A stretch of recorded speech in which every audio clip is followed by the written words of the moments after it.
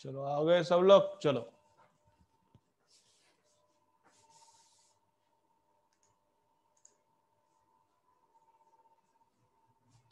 तो vector product में direction find out करते वक्त भी राइट हैंड ही यूज करना पड़ता है। तो राइट हैंड में क्या करने का, right hand should be rotated from first vector to second vector. दोनों वेक्टर्स का ओरिजिन एक रहना चाहिए, पहला तो एक है। Both vectors should start from same point. Important है, तुम लोग कभी कभी भूलते हो इसको। while finding out direction of vector product both vectors should start from same point। और जहां से स्टार्ट होते हैं वहां पे हैंड रखने का, और फर्स्ट वेक्टर से सेकंड वेक्टर फिंगर घुमाने के बाद थंब बोलता है डायरेक्शन ऑफ वेक्टर प्रोडक्ट। तो अभी कैसा आ रहा है, ये इधर है ऐसा ओमेगा है, ऐसा ओमेगा है, इधर से बाहर आने वाला ओमेगा है, ठीक है ना, ये ऐसा ओमेगा है, ये आर बार है। तो इधर में ओमेगा बार एंड आर बार का जो ओरिजिन है यहाँ पे राइट हैंड प्लेस किया। तो first omega second R, omega से आर की तरफ फिंगर घुमाने के बाद थंब उससे ऊपर जा रहा है क्या, ओमेगा से आर की तरफ जब मैं फिंगर्स घुमाता हूं तब ये थंब ऊपर इसके डायरेक्शन में आ रहा है क्या, देखो थंब मतलब वेलोसिटी का डायरेक्शन ही है, ओमेगा क्रॉस आर मतलब किसका डायरेक्शन है, वेलोसिटी का। आ रहा है बराबर, ठीक है। चलो तो ये बस डायरेक्शन निकालने के लिए, अगर वेलोसिटी का मैग्नीट्यूड निकालना है तो ये वाला simple formula v is equal to omega R use करने का, और ठीक है, ये ज्यादा काम आता नहीं है। ये आता है काम, ये भी काम आता है, ये भी इसका डायरेक्शन का कभी लगता नहीं है।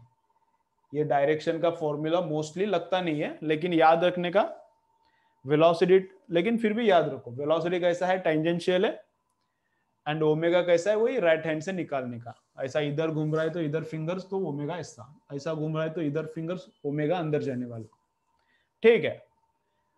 तो ओमेगा का फॉर्मूला देखो, ये इंपॉर्टेंट है, अभी ये फॉर्मूला ज्यादा इंपॉर्टेंट है। तो ओमेगा का फॉर्मूला क्या आता है, अगर टाइम पीरियड में लिखेंगे तो ओमेगा आता है 2 pi upon time period. Object है, गोल गोल घूम रहा है, ठीक है, तो उसका omega and time period, omega मतलब एंगल कवर्ड पर सेकेंड, इधर का ऑब्जेक्ट इधर आता है और 1 सेकेंड में 90 डिग्री कवर करता है। इधर का ऑब्जेक्ट इधर आता है और 1 सेकेंड में 90 डिग्री कवर करता है। 90 मतलब π/2, 90 मतलब π/2। तो ओमेगा कितना हो गया, π/2 रेडियन पर सेकेंड। तो ओमेगा π/2 रेडियन पर सेकेंड हो गया। तो टाइम पीरियड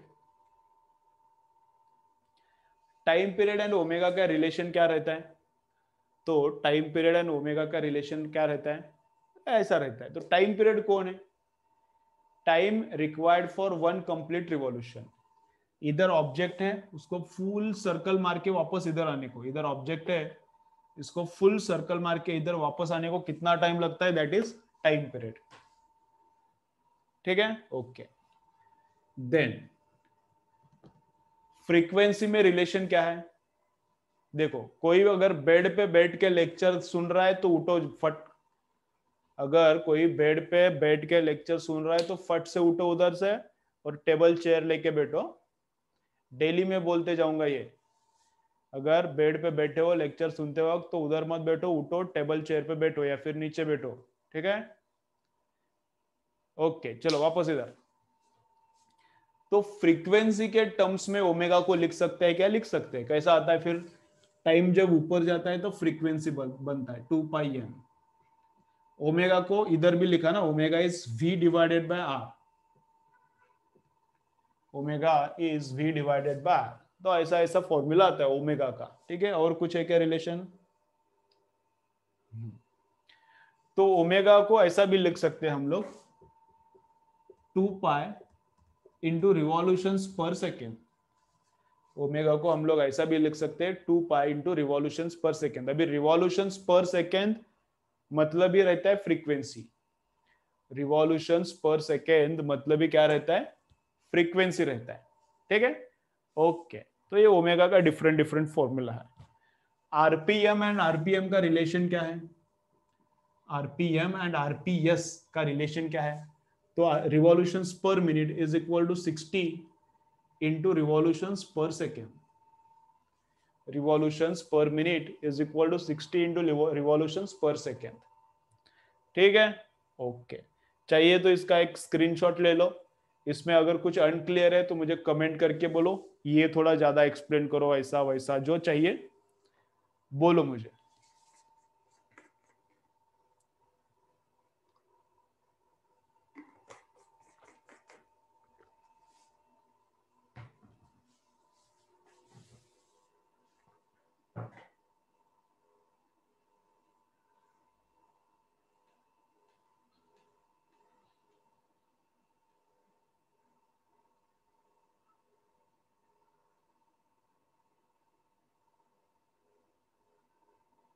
चलो बोलो.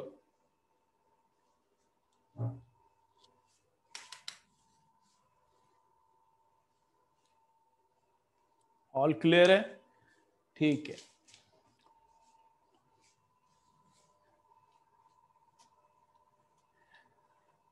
चलो, तो क्या आगे का देखेंगे अभी.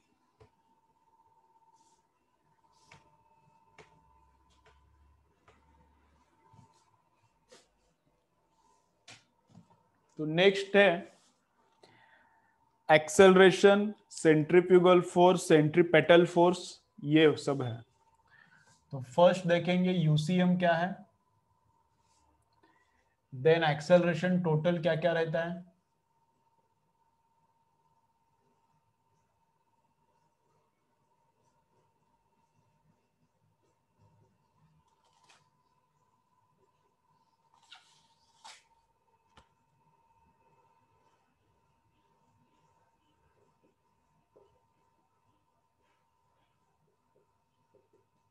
ठीक है. चलो अभी centripetal acceleration, centrifugal acceleration, force, वो वाला अभी पार्ट देखेंगे. तो देखो तो क्या है, तो ये सर्कुलर पाथ है ऐसा, ये ऐसा सर्कुलर पाथ है.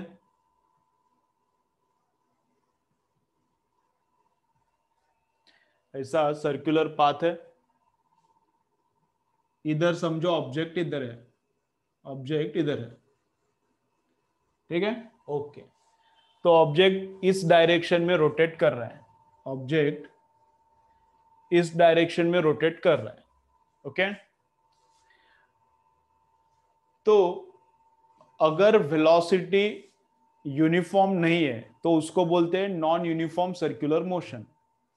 अगर इसका ओमेगा कांस्टेंट नहीं है, ओमेगा कंटिन्यूसली इंक्रीजिंग है या फिर कंटिन्यूसली डिक्रीजिंग है, तो उसको बोलते हैं नॉन यूनिफॉर्म सर्कुलर मोशन. जैसा कि फैन, जब हम लोग उसको स्टार्ट करते हैं, तो जब हम लोग फैन को स्टार्ट करते हैं तो उसका ओमेगा क्या है, इंक्रीजिंग है, तो वो नॉन यूसीएम है. जब फैन हम लोग स्टॉप करेंगे, इधर से बटन बंद करेंगे, तो उसका स्पीड कंटिन्यूसली डिक्रीजिंग है, तब भी वो क्या है, नॉन यूनिफॉर्म सर्कुलर मोशन. तो नॉन यूनिफॉर्म सर्कुलर मोशन में दो एक्सेलरेशंस रहता है. नॉन यूनिफॉर्म सर्कुलर मोशंस में दो एक्सेलरेशन रहता है. एक तो रहता है यूसीएम, बाद में देखेंगे. एक रहता है टेंजेंशियल एक्सेलरेशन एंड एक रहता है रेडियल एक्सेलरेशन. ठीक है. अब इसका ओमेगा कांस्टेंट है क्या? नहीं है. कंटिन्यूसली ओमेगा बढ़ रहा है या फिर कंटिन्यूसली ओमेगा इज डिक्रीजिंग. तो this object has two acceleration, one is 80 tangential. तो टेंजेंशियल का डायरेक्शन कैसा रहता है, टेंजेंशियल का डायरेक्शन कैसा रहता है? तो जिस डायरेक्शन में ओमेगा है उसी डायरेक्शन में टेंजेंट निकालने का, तो इसी डायरेक्शन में 80 रहता है. टेंजेंशियल एक्सेलरेशन इसी डायरेक्शन में.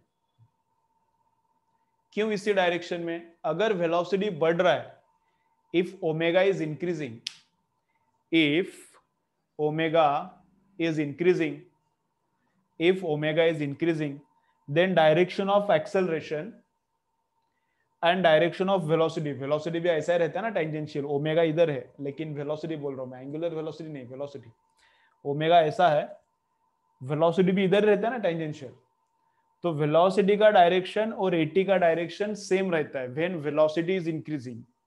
तो वेलोसिटी इंक्रीज हो रहा है मतलब ओमेगा भी इंक्रीज हो रहा है। तो जब ओमेगा इंक्रीज हो रहा है, व्हेन ओमेगा इंक्रीजेस, एटी इस डायरेक्शन में रहता है, ओमेगा इधर है तो एटी भी उधर ही रहता है। And when omega decreasing, and when omega is decreasing, and when omega is decreasing, omega इधर है तो एक्सेलरेशन इधर रहेगा, एक्सेलरेशन इधर रहेगा। अब उतना तो तुम लोगों को पता रहेगा, ठीक है। वेलोसिटी बढ़ रहा है तो वेलोसिटी के डायरेक्शन में एटी, वेलोसिटी कम हो रहा है मतलब लीनियर वेलोसिटी, ओमेगा ऐसा है तो लीनियर वेलोसिटी टेंजेंशियल रहता है। तो वेलोसिटी कम हो रहा है तो वेलोसिटी का डायरेक्शन तो इधर ही रहता है तब भी, लेकिन एटी का डायरेक्शन फिर उल्टा होता है। एक, एटी का डायरेक्शन क्लियर। दूसरा, तो एटी का वेक्टर फॉर्मूला क्या है, एटी का वेक्टर में फॉर्मूला क्या है, तो ऐसा है, eighty bar is alpha bar cross R बार। ये लीनियर है तो पहले क्या चाहिए, सर्कुलर पैरामीटर चाहिए। इधर लीनियर पैरामीटर है तो फर्स्ट क्या चाहिए था, circular parameter. A T bar is alpha cross R, लेकिन ये हमेशा लगता नहीं है।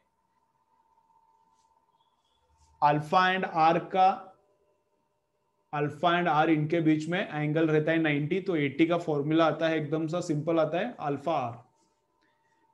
तो ये वाला फॉर्मूला काम का है, 80 is equal to alpha R, ठीक है। तो 80 का डायरेक्शन कैसा है, टेंजेंशियल है एक्सेलरेशन, वो 80 कैसा है, टेंजेंशियल एक्सेलरेशन, टेंजेंट जैसा। पहला, वेलोसिटी बढ़ रहा है, इधर है समझो ओमेगा, वेलोसिटी बढ़ रहा है तो इधर, वेलोसिटी कम हो रहा है तो उल्टा डायरेक्शन में 80, डायरेक्शन क्लियर। सेकेंड काम, उसका मैग्नीट्यूड का फॉर्मूला ये, और ये वेक्टर में फॉर्मूला है उसका, कभी कभी काम में आता है, ये ज्यादा काम का नहीं है, ये ज्यादा काम का है, लेकिन मेरा रिकमेंडेशन है कि ये भी याद रखो, अभी याद रहना चाहिए, कुछ ज्यादा डिफिकल्ट नहीं है। 80 क्लियर। चलो अब 80 हो गया, अब उसके बाद देखेंगे ए आर, ये है रेडियल एक्सेलरेशन। ए आर ये क्या है, रेडियल एक्सेलरेशन। तो रेडियल एक्सेलरेशन रेडियस के डायरेक्शन में, टेंजेंशियल एक्सेलरेशन टेंजेंट के डायरेक्शन में, वेलोसिटी बढ़ रहा है तो उधर, कम हो रहा है तो इधर। टेंजेंशियल डायरेक्शन टेंजेंट के डायरेक्शन में, और रेडियल एक्सेलरेशन रेडियस के डायरेक्शन में। तो रेडियल एक्सेलरेशन रहता है इधर अंदर की तरफ, तो रेडियल एक्सेलरेशन को, रेडियल एक्सेलरेशन को हम लोग सेंट्रीपेटल एक्सेलरेशन भी बोलते हैं। रेडियल एक्सेलरेशन को सेंट्रीपेटल एक्सेलरेशन भी रहते हैं, वो रहता है टुवर्ड्स द सेंटर, ठीक है। क्या रहता है उसका फॉर्मूला, उसका फॉर्मूला वेक्टर में रहता है ओमेगा बरा बार क्रॉस वी बार, उसका फॉर्मूला वेक्टर में रहता है ऐसा, ओमेगा बार क्रॉस वी बार। कुछ ज्यादा काम का नहीं है ये फिर ऐसा भी चलता है, minus omega square are bar, minus है, माइनस क्यों, आर बार का डायरेक्शन एंड ए आर का डायरेक्शन उल्टा है इसलिए माइनस, आर बार इधर है, आर बार इधर है, ए आर उल्टी डायरेक्शन में इसलिए माइनस, तो आर बार का एंड इसका डायरेक्शन अपोजिट है इसलिए minus omega square R. Magnitude का फॉर्मूला क्या है, रेडियल एक्सेलरेशन का मैग्नीट्यूड का फॉर्मूला, एक तो ओमेगा स्क्वायर आर चलता है, वी स्क्वायर बाय आर भी फॉर्मूला चलता है, या फिर ओमेगा इंटू वी। तो रेडियल एक्सेलरेशन का अंदर की तरफ जो एक्सेलरेशन है उसका ये फॉर्मूला है, टेंजेंशियल जो एक्सेलरेशन है उसका ये फॉर्मूला। रेडियल हमेशा अंदर ही रहता है, रेडियल हमेशा अंदर की तरफ ही रहता है, ठीक है। ओके,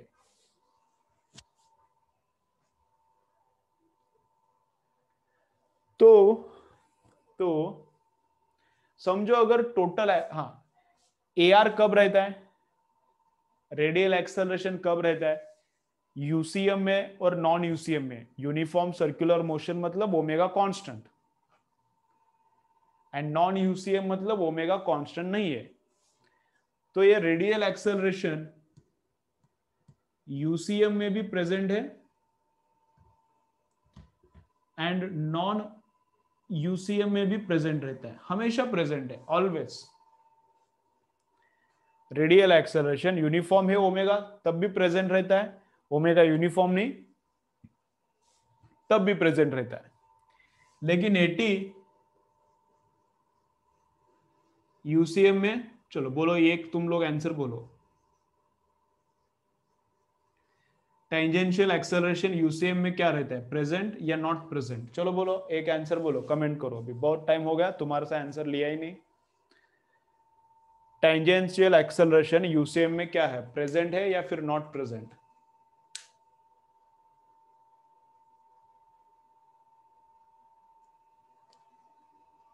बोलो क्या है?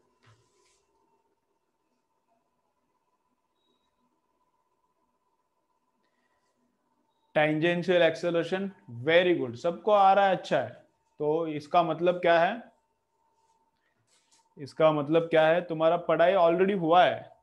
देखो तुम लोगों को जो भी मैं क्वेश्चन पूछता हूं मोस्ट ऑफ द टाइम सबका करेक्ट ही आता है। तो इसका मतलब क्या है, थोड़ा मामूली रिफाइनमेंट चाहिए पढ़ाई में, एकदम ऑलमोस्ट तुम लोगों को सब आता है, बस प्रैक्टिस करना है। समझ रहा है क्या मैं क्या बोल रहा हूं?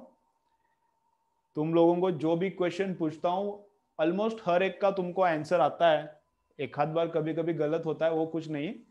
तो उसका मतलब क्या है, 20%, 20 भी नहीं, 10%, 5%, इतना ही अभी रिफाइनमेंट बाकी है, उतना अभी तुम्हारा कंसेप्ट में थोड़ा उतना ही बाकी है, बाकी तो प्रैक्टिस ही चाहिए। तो मेन क्या है, अभी इस साल तुम लोग प्रैक्टिस अच्छे से करोगे, ज्यादा से ज्यादा टाइम पढ़ाई करोगे तो अच्छा स्कोर आने वाला है, ठीक है ना?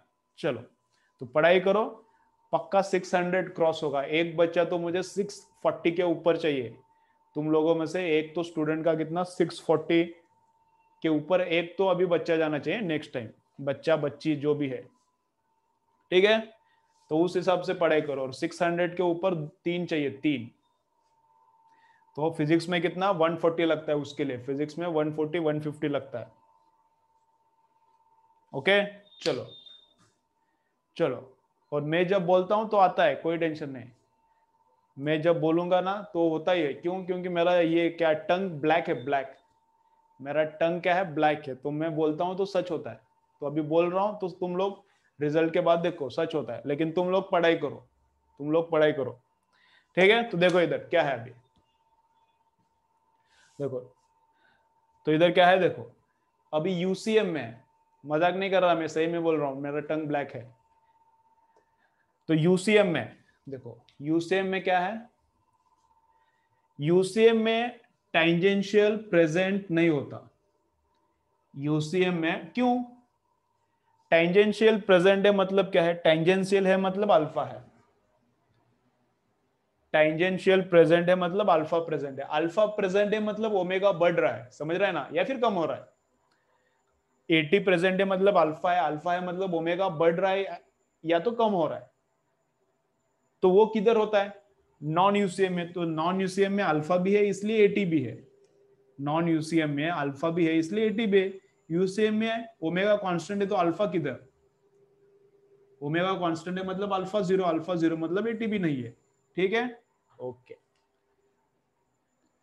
तो ओवरऑल डायरेक्ट ओवरऑल, अब अगर कभी ओवरऑल एक्सेलरेशन निकालना है, अगर कभी ओवरऑल एक्सेलरेशन भी निकालो ऐसा बोलते हैं, ठीक है? चलो, तो ओवरऑल एक्सेलरेशन मतलब A R and A T का रिजल्टेंट, कभी कभी क्या बोलते हैं, ओवरऑल एक्सेलरेशन रिजल्टेंट एक्सेलरेशन निकालो तो वो रहता है A R and A T का रिजल्टेंट। तो ये दोनों परपेंडिकुलर है, दोनों का रिजल्टेंट, अभी ये बड़ा रहेगा तो इसके पास आएगा, ये बड़ा रहेगा तो रिजल्टेंट इसके पास आएगा, ये मैं बोलता हूँ acceleration resultant A T and A are का। तो कितना आता है रिजल्टेंट एक्सेलरेशन, तो वो रहता है root of A T square plus A R square. तो वो क्या रहता है, root of A T square and A R square, root of first vector square plus second vector square plus 2 into first vector into second vector into cos of angle between them, तो वो 90 है, तो वो 0 होता है, इसलिए first vector square plus second vector square इतना ही आता है।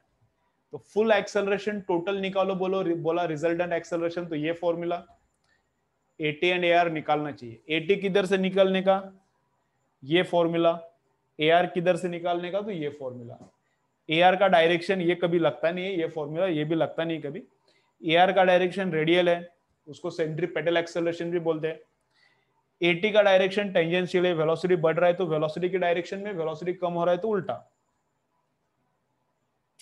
ठीक है, ओके चलो, तो ये भी कुछ नॉर्मल ये बस स्क्रीनशॉट ले लो, तुम्हें चाहिए तो इसका स्क्रीनशॉट ले लो। चलो चाहिए तो इसका भी स्क्रीनशॉट ले लो।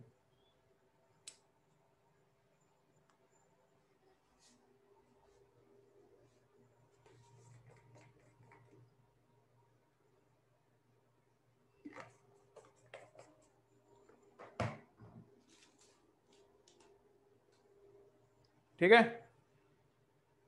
ओके, तो नेक्स्ट है centripetal and centrifugal force. Next क्या है, centripetal force and centrifugal force.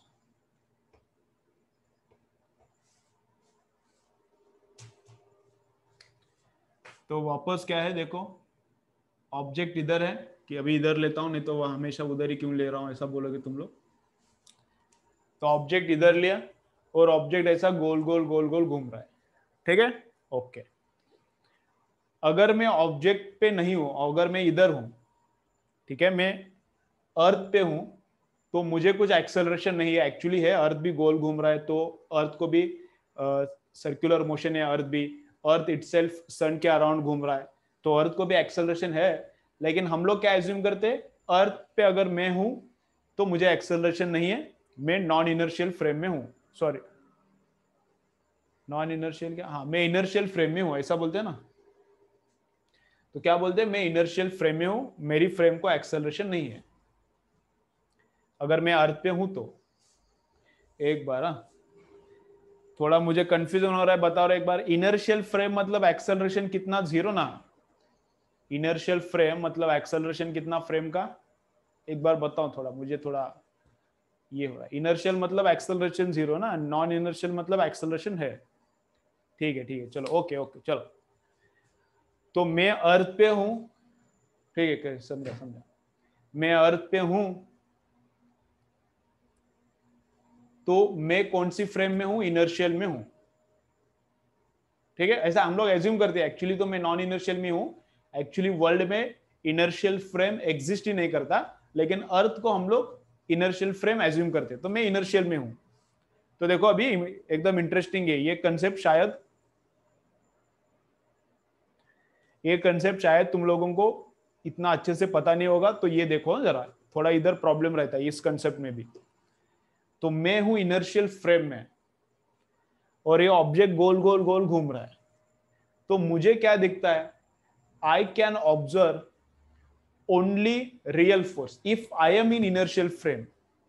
If I am in inertial frame I can observe only real force, तो मुझे बस सेंट्रीपेटल फोर्स ही दिखता है, तो मुझे अंदर वाला फोर्स ही दिखता है।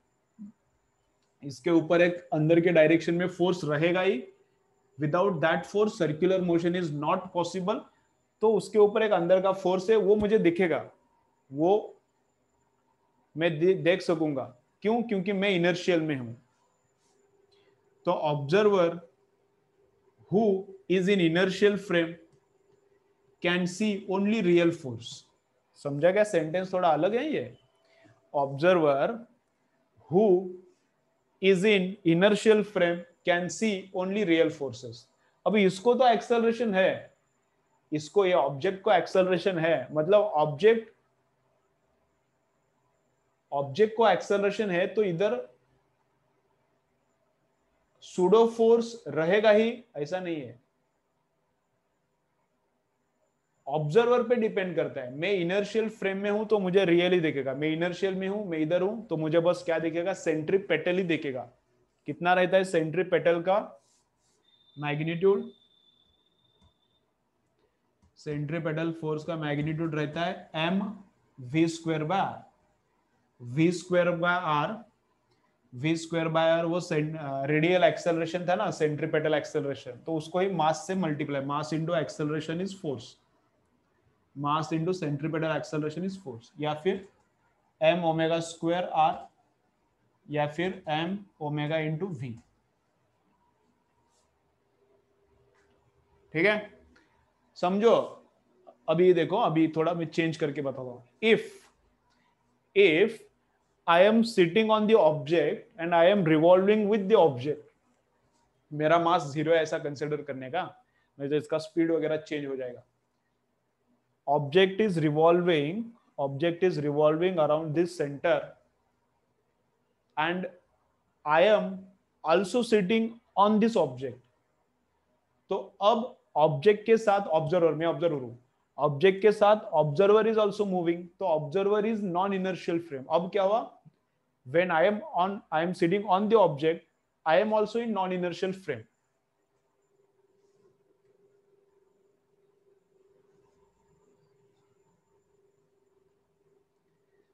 So when I am sitting on the object and revolving with the object, तो मैं कौन सी फ्रेम में हूं, नॉन इनर्शियल फ्रेम में हूं। तो मैं कौन सी फ्रेम में हूं, नॉन इनर्शियल। तो मुझे क्या दिखता है, तो मुझे दिखेगा सेंट्रीपेटल भी दिखेगा,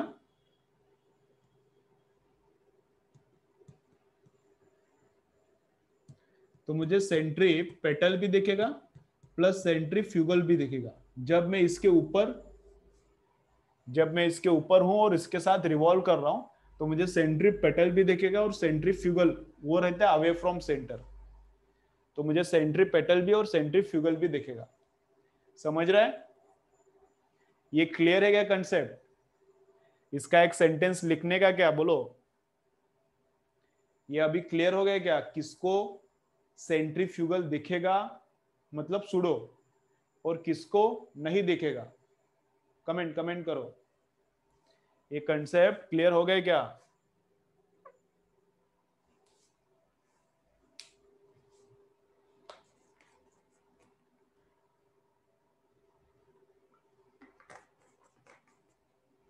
ठीक है। कभी कभी कुछ टीचर्स ऐसा भी बोलते हैं, कभी कभी उनका भी कंसेप्ट क्लियर नहीं होता, क्या करेंगे, कभी कभी कुछ टीचर्स ऐसा भी बोलते हैं, क्या इनर्शियल फ्रेम में रियल फोर्स रहता है, इनर्शियल फ्रेम में रियल फोर्स रहता है एंड नॉन इनर्शियल फ्रेम में रियल एंड सूडो रहता है। ऐसा नहीं है। ऑब्जर्वर अगर इनर्शियल फ्रेम में है, ऑब्जेक्ट का देखने का नहीं, ऑब्जेक्ट कौन से भी फ्रेम में रहने दो, ऑब्जर्वर इनर्शियल में है तो उसको रियल दिखेगा ओनली सेंट्रीपेटल, ऑब्जर्वर उसके ऊपर बैठा है तो वो नॉन इनर्शियल फ्रेम में ऑब्जर्वर को एक्सेलरेशन है, ऑब्जर्वर इसके ऊपर है तो नॉन इनर्शियल में है तो उसको सूडो भी दिखेगा और रियल भी दिखेगा, मतलब सेंट्रीपेटल भी दिखेगा, सेंट्रीफ्यूगल भी दिखेगा। ठीक है, चलो, तो ये एक सेंटेंस है, लिख के रखो। मुझे लगता है थोड़ा कि ये शायद किसी किसी का क्लियर नहीं होगा कंसेप्ट, लिखो ये क्या, observer who is in inertial frame, observer who is in inertial frame, observer who is in inertial frame, observer who is in inertial frame, observer who is in inertial frame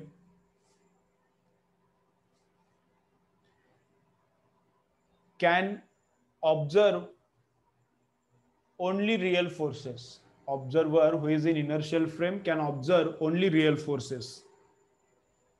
bracket मध्ये लिहून ठेवा, bracket में लिखो centripetal force, CP force, CP force. चलो next line, observer who is in non inertial frame, observer who is in non inertial frame,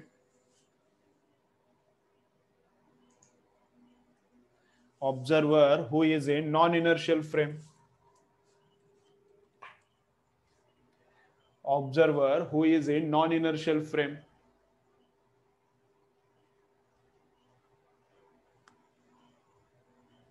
Observer who is in non-inertial frame.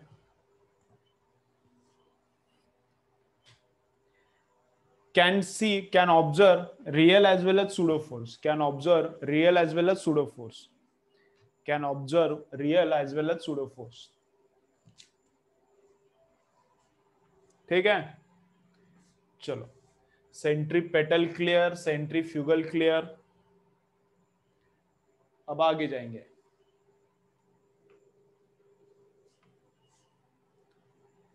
चलो चलो चलो.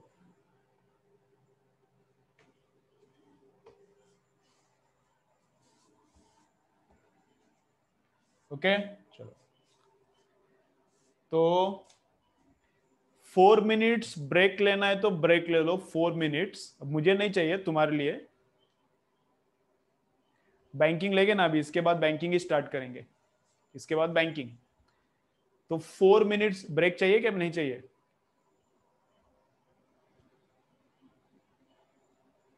नहीं चाहिए, फिर भी ले लो. नहीं चाहिए किसी किसी को तो फिर भी ले लो. 4 मिनट्स के बाद वापस ज्वाइन करो. 4 मिनट्स का ब्रेक ले लो, बराबर 4 मिनट्स. मेरे क्लॉक में 1:15 हुआ है. 1:19 को वापस स्टार्ट करेंगे. ब्रेक ले लो, पानी भी पियो थोड़ा. ओके, थोड़ा नींद वगैरह इधर उधर घूम के आ जाओ, नींद नहीं आना चाहिए. 4 मिनट्स ले लो ब्रेक, 4 मिनट्स ले लो. तो मैं भी थोड़ा स्पीड बढ़ाऊंगा 4 मिनट्स के बाद. ठीक है, 4 मिनट्स के बाद वापस मैं लिंक सेंड करता हूं. लिंक सेंड करता हूं, वापस ज्वाइन करो. ठीक है, लिंक वापस से सेंड करता हूं ग्रुप में. ओके चलो.